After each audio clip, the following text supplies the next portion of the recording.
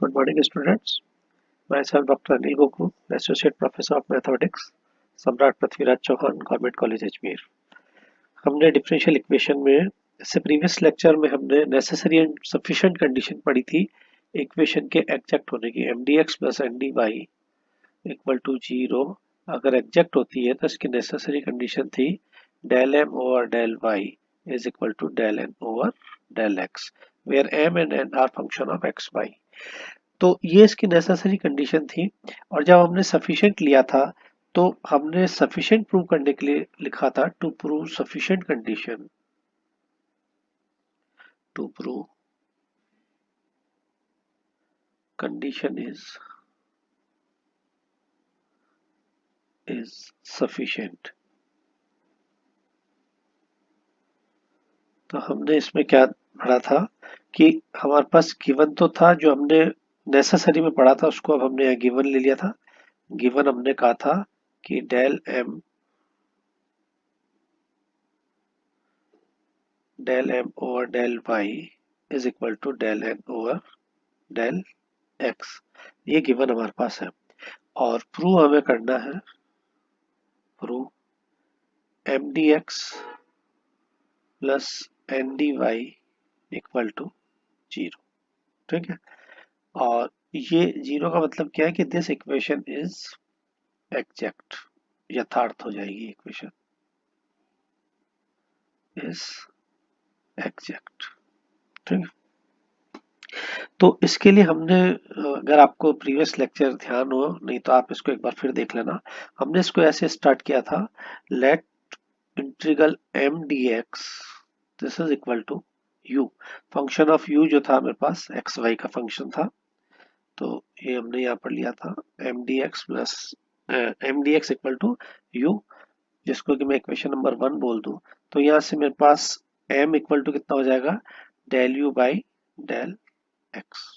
ठीक है, और n के लिए हमने बात करी थी तो n मेरे पास ये था n equal to del u with respect to y हमने पार्शियल डिफरेंशिएट किया था, plus a function of y।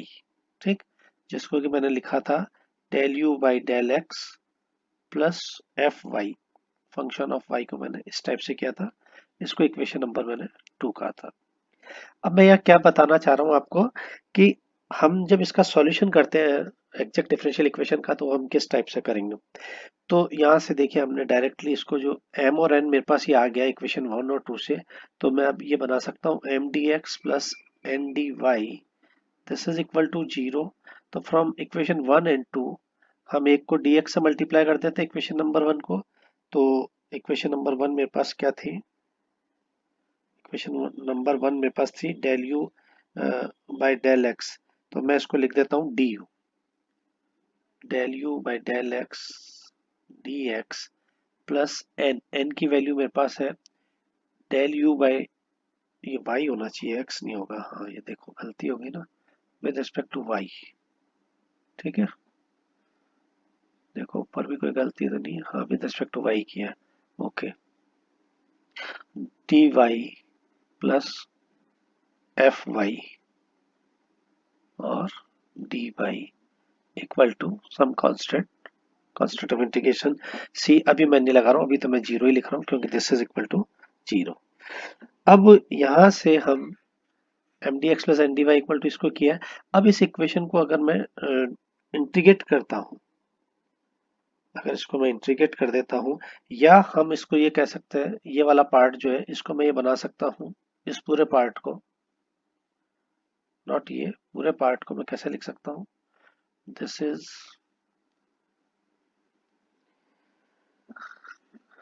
D of U plus F Y D Y integral.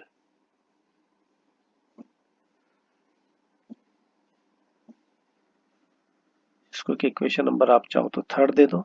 और चूंकि M D X plus N D Y equal to मेरे पास zero है और ये चीज इसी की है, तो इसका मतलब ये चीज इक्वल टू जीरो हो गई और ये चीज इक्वल टू जीरो हो गई। तो मैं इसको यहाँ लिख सकता हूँ D U plus integral F Y D Y equal to zero,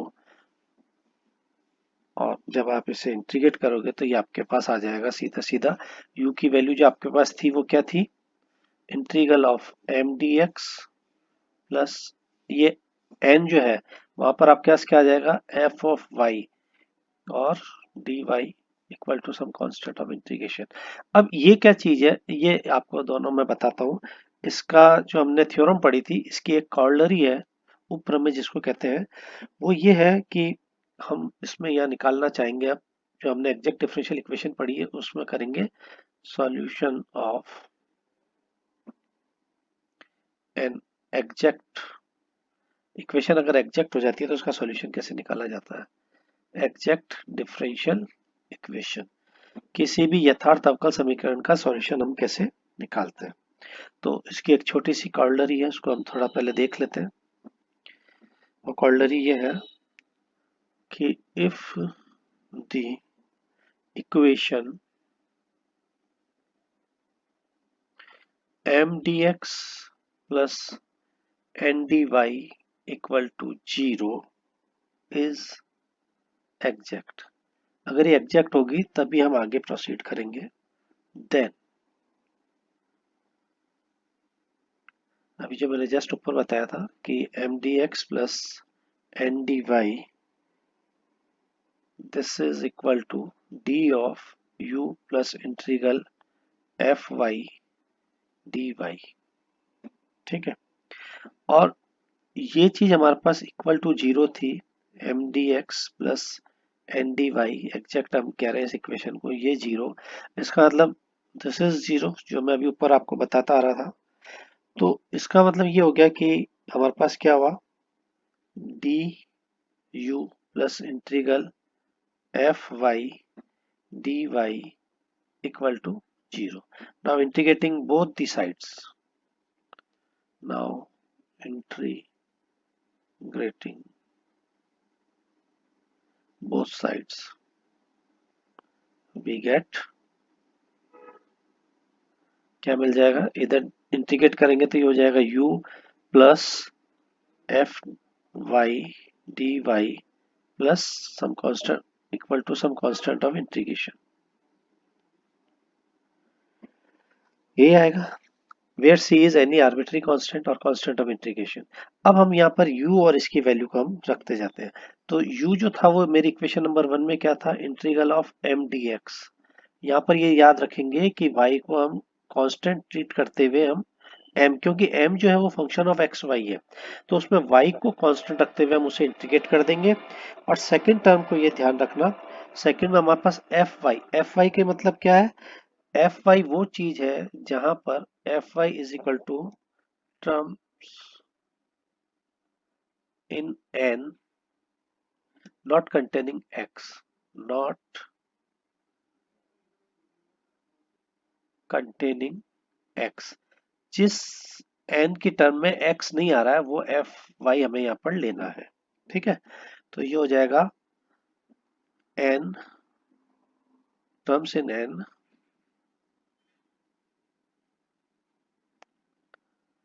terms in n not containing x, containing x, और ये पूरा का पूरा हो जाएगा with D Y plus some constant of integration as such आएगा। तो ये जो है वो मेरा सॉल्यूशन हो जाएगा जो इक्वेशन मेरे को दी हुई होगी, ठीक है ना। अब इसका वर्किंग रूल या वर्किंग प्रोसीजर और लिख देते हैं, तो उसमें आपको ये ध्यान रहेगा कि आप स्टेप बाय स्टेप कैसे करेंगे। तो ये मेरे पास है वर्किंग रूल्स बोल दीजिए, वर्किंग स्टेप है। पहला स्टेप इसमें है, if for an equation differential equation of the form mdx plus ndy equal to 0। ये क्या मैं लिखना चाह रहा हूँ, क्योंकि कोई इक्वेशन आपको ऐसी दी होगी कि जिसमें mdx प्लस ndy वाली फॉर्म डायरेक्ट नहीं बनी हुई होगी, तो आपको वहां पर क्या करना पड़ेगा कि इक्वेशन को सिंप्लीफाई करना पड़ेगा और फिर उसको इस फॉर्म में लाना पड़ेगा, ठीक है। Where m and n are function of x and y, where capital M and n are functions of X and Y. ठीक है, और यहाँ पर ये इसके एग्जैक्ट होने के लिए del M over del Y equal to del N over del X, यानी एम का with respect to partial differential Y and N का with respect to partial differential X अगर इक्वल आ जाता है तो इट इज एग्जैक्ट। और अगर ये कंडीशन आ जाती है एग्जैक्ट होने की तो हमारा जो सेकंड स्टेप है वो बड़ा इंपॉर्टेंट है। सेकंड स्टेप में हम क्या लिखेंगे, then the solution in then the solution of given equation, अगर M D X plus N D Y के फॉर्म में दिया हुआ है, या फिर जो आपने रीअरेंज करके इक्वेशन लिखी है और रीसेट करके जो आपने इक्वेशन लिखी है उस हिसाब से आपको उसका सॉल्यूशन लिखना पड़ेगा। Has the solution of given equation और रीसेट और रीअरेंज इक्वेशन, ठीक है, इज, ये बहुत इंपॉर्टेंट है तो मैं इसको इस टाइप से लिख देता हूं, integral of M D X plus, यहाँ पर मैं लिख रहा हूँ y को ट्रीटेड एज ए कांस्टेंट रखते हुए आपको इंटीग्रल करना है m का, क्योंकि m जो है वो फंक्शन ऑफ एक्स वाई होगा। एंड सिमिलरली इधर integral terms in n not containing